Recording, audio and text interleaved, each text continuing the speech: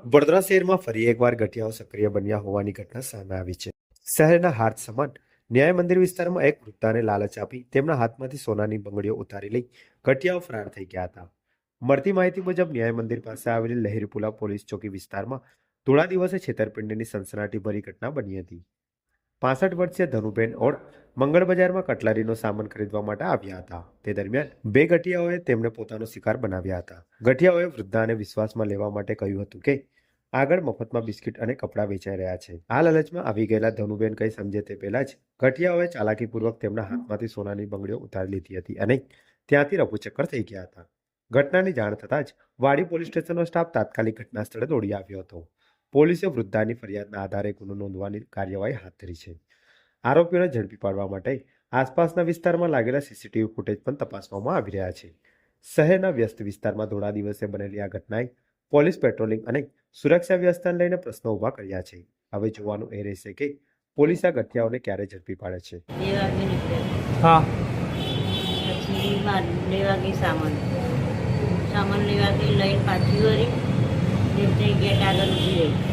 પગલ એ લોકો આવ્યા ને એટલે મેં ઊભી રહીને તે મને આ બાજુ લઈ આવ્યા, દાન આપે છે એવું કરીને. હા પછી તઈ મને બંગડી કઢાવી કે બધું કાઢી નાખો ને તો દાન નહીં આપે નહીં.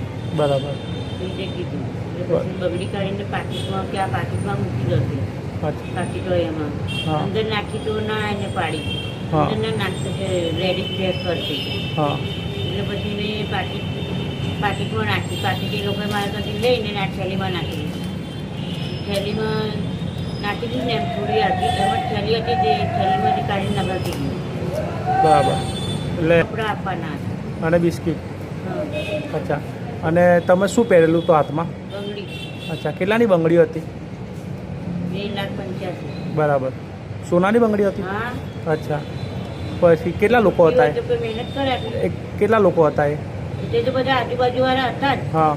ના, જે તમારી જોડે બંગડી મારી લીધી? જોડે હું એકલી જ હતી. ના, એ બંગડી લેવાવાળા કેટલા જણ હતા? 2 જણા. 2 જણ હતા.